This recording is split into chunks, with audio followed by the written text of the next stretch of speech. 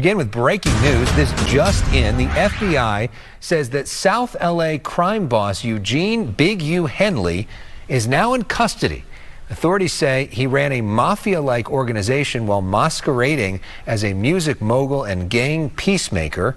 Fox 11's Christina Gonzalez spoke to a rapper who worked with him. She joins us live with a story you'll see only on Fox 11. And this story breaking as we speak, Christina.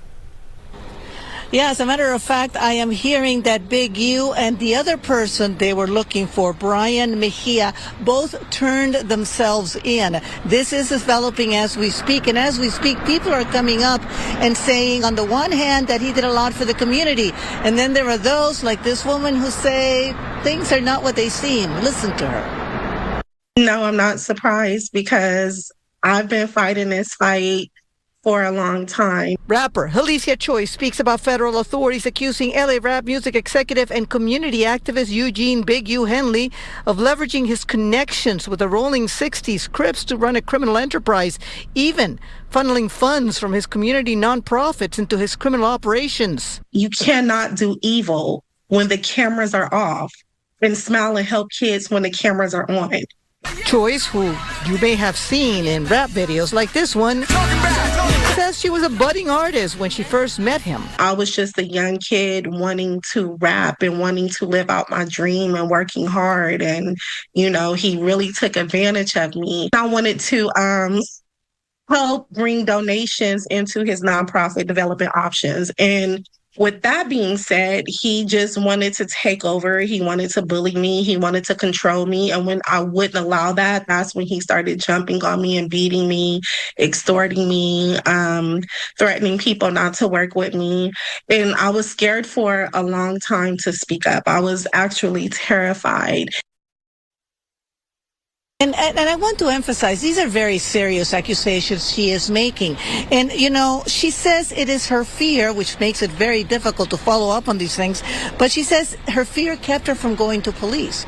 She did not file police reports, but that she did try getting a restraining order at one point. Now, what the feds, and we'll go to his photo again because it's hard to see him as a person that the feds are saying what he did when we are used to seeing him in such a different light.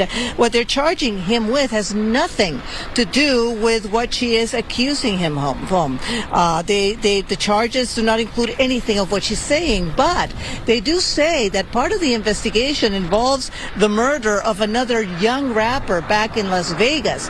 Back in 2021, I talked to police in Vegas, and they told me over the phone that the murder was over. Are you ready for this? A diss that he had written something in a song supposedly talking bad about Big U, and that is why he ended up getting murdered. That's what the police were telling me.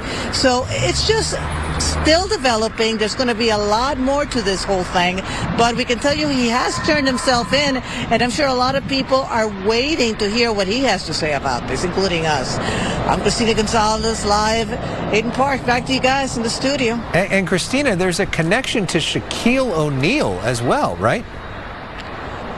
You know, I have not had time to look into that, and I am so wary of the, because what's happening is a lot of people were seen with him, were putting money into this nonprofit, and now the feds are saying that he took a lot of this money and it did not end up going to help kids.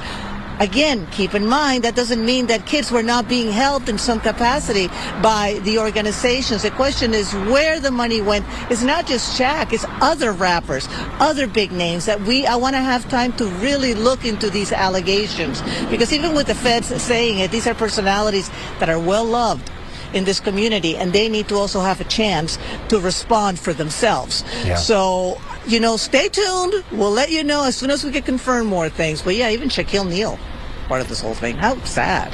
Yeah. All right, Christina Gonzalez, thanks for your reporting on that breaking story. Now